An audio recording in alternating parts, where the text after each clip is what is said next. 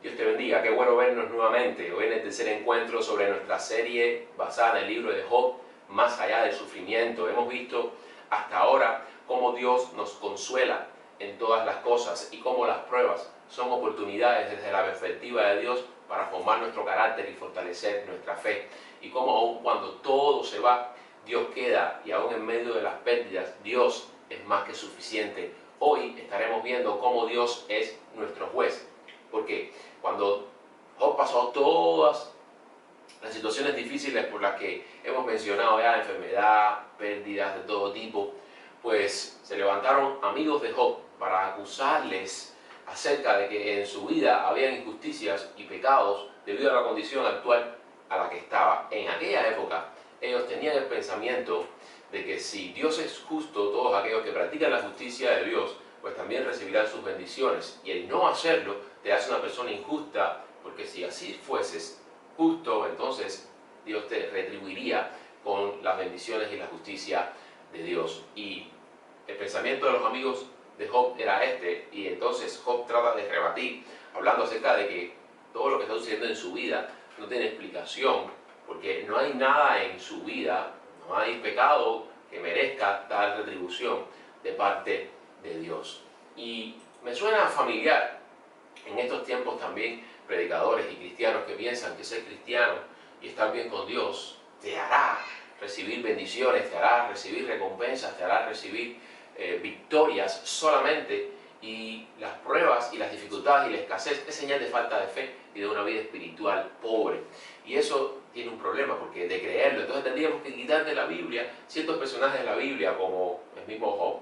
Tendríamos que quitar de las páginas de la Biblia a los apóstoles que murieron todos por la causa de Cristo, y al mismo Jesús que dijo: el Hijo del Hombre no tiene ni dónde a recostar su cabeza. Así que tú y yo a lo largo de la vida también tendremos que enfrentar estos ataques a nuestra integridad y a nuestra reputación. De Jesús también murmuraron. Así que debemos aprender, porque de cierto se levantarán personas a nuestro paso que querrán amargar nuestra vida y romper con el propósito de Dios para ellos. Miren, los tres amigos de Job representan tres tipos de personas o tendencias en las relaciones. Por ejemplo, nos vamos a encontrar personas moralistas. Este es el primer amigo de Job, el cual sus argumentos se enfocan por esa línea. Es decir, los moralistas son aquellos que le dan más importancia a cómo luces y lo que hay por fuera que lo que hay por dentro. El moralista juzga las cosas por cómo ve y no realmente por cómo es la persona. En el capítulo 4, versículos de 3 al 5, está reprochando a Job cómo él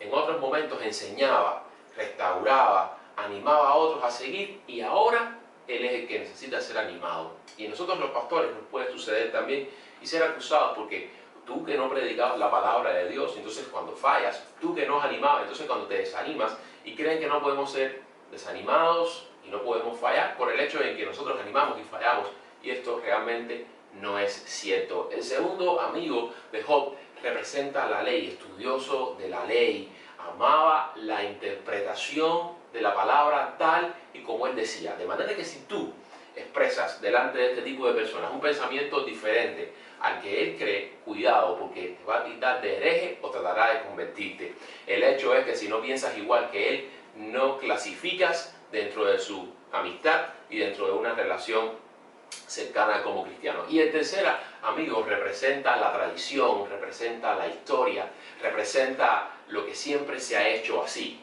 Seguramente has conocido personas que dicen: siempre ha funcionado así, siempre se ha hecho así, por lo tanto así se quedará.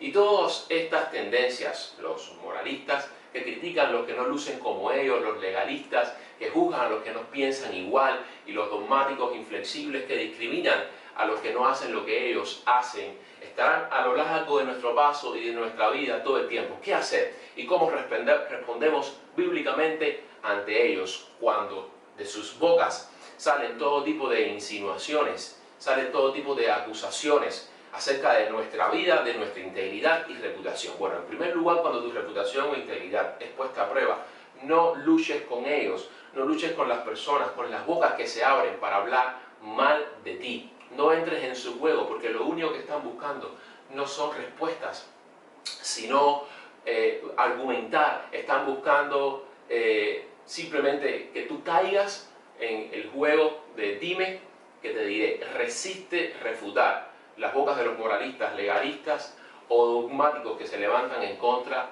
de lo que estás haciendo para Dios o de la situación por la que estás atravesando. Mientras Job trató de justificarse y defender su integridad delante de estas personas, lo único que hizo fue amargarse más y frustrarse más. El capítulo 6:3, Job reconoce que sus palabras, debido a la angustia y la prueba por la que estaba pasando, fueron palabras precipitadas.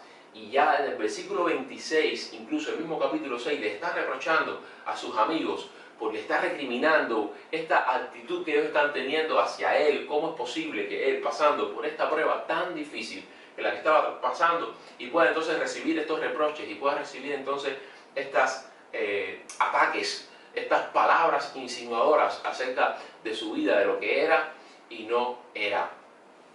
¿Y quién de nosotros no ha pasado por los momentos difíciles? Entonces, no queremos a nuestro lado, evidentemente, personas que nos estén acusando y nos estén diciendo por qué estamos en esa situación y tratando de encontrar una razón. Porque cada uno de nosotros tiene sus propias crisis de fe, cada uno de nosotros tiene sus propias dudas, y en ese momento no necesitamos personas que estén tratando de interpretar, corregir nuestras emociones, porque simplemente son emociones. Entonces, ¿cómo resolvemos estos problemas?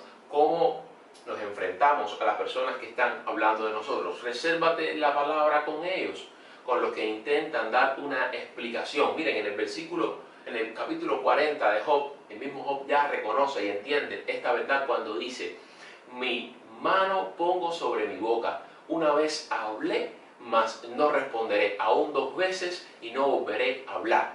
Ya aquí en el capítulo 40 Job se está dando cuenta que todas las palabras eran vanas, que no lograría nada con los argumentos, no lograría nada con responder, porque este tipo de personas no está buscando ser saciada en sus cuestionamientos, simplemente debatir, cuestionar y entrar en polémicas. Proverbios dice: aún el necio, cuando calla, pasa por sabio. Miren, esto es algo muy común o muy de moda ahora en las redes. No sé si te ha pasado que hiciste un comentario y fue mal interpretado. Trataste de repararlo y empeoró. ¿Y por qué razón? Porque aquellos que están muchas veces detrás de las pantallas son personas críticas, les gusta murmurar, aman discutir y debatir, y lo único que quieren es sacar lo peor de ti. No importa lo que piensen, lo único que quieren es arrastrarte a tu juego. En una ocasión alguien dijo: discutir con un anónimo en la internet es cosa de tontos, porque casi siempre son o moralistas, legalistas o personas dogmáticas de 16 años con mucho tiempo. Así que no necesitas defenderte de tus críticos y de los que hacen otra cosa que murmurar. La misma palabra lo está declarando el mismo Pablo, lo dice a sus discípulos, tanto a Timoteo como a Tito, y en el capítulo de Tito 3, versículo 9 dice: pero evita las cuestiones necias y las genealogías y las contenciones y las discusiones acerca de la ley, porque ellas son vanas y sin provecho. También se lo oyó decir en cierta ocasión a Billy Graham lo siguiente: tú puedes pelear con los cerdos en el lodo, pero solo uno lo disfrutará. Por lo tanto, cuando gente que venga a ti queriendo discutir y queriendo sacar de ti lo peor, no se lo permitas. ¿Cuánta gente se necesita para discutir? 2. Si una de ellas simplemente se niega a hacerlo y se va, entonces ¿qué pasará con la discusión? A veces, lo más misericordioso que podemos hacer es alejarnos de una discusión. Así que practica el dominio propio y rehúsa responder ante esos críticos que lo único que están queriendo hacer contigo es atraparte en polémicas sin fin, vanas e infructuosas. Yo sé que requiere dominio propio y madurez en Cristo, pero recuerda, en algún momento Dios levantará tu cabeza y permitirá que todas las cosas sean puestas en evidencia y la verdad salga a la luz. Lo segundo ante tus críticos y aquellos que tratan de sacar de ti lo peor, que argumentan contigo acusándote sin propósito, es entrega a Dios tu causa. Dice la palabra: no venguéis vosotros mismos, dejad lugar a la ira de Dios. Cuando estés rodeados de críticos, que por cierto muchas veces aparecen no cuando estás en prosperidad y en éxito, sino cuando lo has perdido todo y en derrota. Y son esas temporadas en nuestras vidas donde todo cae junto. Pues aférrate a lo que dice el Salmo capítulo 118, versículo 6. El Señor está de mi parte, por tanto no temeré. ¿Qué me puede hacer el hombre? Miren, la reputación es lo que quieres que otros piensen de ti. El carácter es lo que verdaderamente eres cuando nadie te ve. La reputación queda en este mundo, pero el carácter permanece y te acompaña incluso más allá de la muerte. Por lo tanto, dedícate más al carácter que al carisma, a lo que Dios ve y piensa, que a lo que otros quieren ver en ti y pensar en ti. Job, capítulo 16, versículos 19 y 20. Miren lo que dice Job acerca de Dios y lo que pensaba acerca de él. Dice, mas he aquí, en los cielos está mi testigo y mi testimonio en las alturas. Disputadores son mis amigos, mas ante Dios y solo ante Dios derramaré mis lágrimas. ¿Por qué razón? Porque el hombre te juzgará, pero Dios es el que te consolará. El hombre buscará en tu vida y en tus fracasos los por qué, mas Dios buscará los para qué. Así que por lo tanto, busca a Dios, lleva a Dios tu causa, porque Él será tu bandera. Él es tu estandarte. Ten fe para esperar el día en que la obra de Dios en ti sea perfeccionada. Y entre tanto, lleva a los pies de Cristo, lleva al altar de Dios todas tus lágrimas, todas tus quejas y todos tus dolores. Vemos que Job también lo hizo en todo su libro. Iba a Dios, aún diciendo cosas que tal vez no eran del todo correctas, porque sus emociones encontradas no le permitían decir otra cosa, pero era a Dios a quien iba, no es al hombre. Solo Dios puede entenderte. En tercer lugar, afírmate en lo que Dios ha dicho que eres y en lo que te ha prometido. No te enfoques en la opinión de los hombres, enfócate en la opinión que Dios tiene de ti. Enfócate no en tus problemas, sino en sus promesas. Job, en el capítulo 19, versículos 25 al 27, hace una declaración extraordinaria de lo que esperaba de Dios aún en medio de la prueba del desierto y del valle. Y dijo así, yo sé que mi Redentor vive y aún mi vindicador, cuando esta mi piel sea deshecha, Dios se levantará aún del polvo, Dios se levantará aún en mi muerte, y aún deshecha esta mi carne y mi piel, mis ojos verán a Dios, no otros, sino lo verán por mí mismo. Evidentemente Job estaba esperando un milagro, Job estaba esperando en la resurrección, Job estaba esperando en la esperanza que solo viene de parte de nuestro Dios. Y ahí es ahí donde tenemos que llegar nosotros. Cuando están hablando sobre nosotros, recuerda lo que ya Dios ha dicho que eres. Miren, es difícil para algunos de nosotros entender realmente lo valioso que somos y amados por Dios, sobre todo en los momentos de las duras pruebas. Pero no por eso debemos de dejar de recordar lo que Él ha dicho que somos. Al contrario, es cuando más entonces tenemos que ir a la Biblia, es cuando más entonces tenemos que recordar sus promesas. Por ejemplo, si alguien aparentemente no te saluda en la iglesia, un cristiano no te da la cara por alguna razón y tú empiezas a pensar, seguramente es que no le caigo bien, seguramente tiene algo en contra de mí, y a lo mejor fue que esa persona no se dio cuenta, a lo mejor fue que esa persona fue despistada, pero la razón es que como tus pensamientos con Dios y tu identidad con Él no están afirmadas, entonces estás mirándolo todo desde la perspectiva del miedo, estás mirándolo todo desde la perspectiva de la duda, de la inseguridad y de la baja autoestima, y eso hará entonces que todas tus relaciones también tengan el mismo síntoma y sientas todo el tiempo rechazo, porque en primer lugar no has sentido la aceptación de Dios. Pero tienes que tener algo presente y es lo que Dios ha dicho de ti. Tenerlo presente y creerlo todo el tiempo. Llénate de la palabra de Dios y tu identidad en Dios será fortalecida. Efesios capítulo 1:4 dice, incluso antes de haber hecho el mundo, ya Dios nos amaba y nos eligió en Cristo para que seamos santos e intachables delante de sus ojos. Por lo tanto, somos amados por Dios no por lo que hemos hecho o podamos hacer para Él. Somos amados por Dios porque Él nos amó a nosotros primero y envió a su Hijo Cristo para declararnos justos y santos delante de Él. Y la cuarta consejo que te doy cuando se levanten contra ti argumentadores y personas atacando tu integridad, es lo que también Dios le pidió a Job que hiciera por sus amigos, ya por allá por el capítulo 42, ora por ellos. No hables de ellos, eso es chisme. Ora por ellos. Eso es intercesión. Miren, ese fue el pedido de Job en el capítulo 42:8. Qué contradictorio, qué difícil. Dios diciéndole: Job, ora por tus amigos, porque de otra manera no serán restaurados y la ira de Dios caerá sobre ellos. Eso es lo que le está diciendo en el capítulo 8. Y esto realmente viene a conectar con todo el hilo conductor de la Biblia acerca de este tema, cuando Dios nos dice: ora por los que os persiguen, bendice a los que os maldicen. Mateo capítulo 5, versículo 44, y también Romanos capítulo 12, versículo 21. No dejen que el mal los venza, mas venzan el mal con el bien. ¿Y qué mayor bien que cuando oramos por otras personas? En el versículo 10:42, Dios le pide a Job que ore e interceda, y efectivamente Job obedece y lo hace. Ora por sus amigos.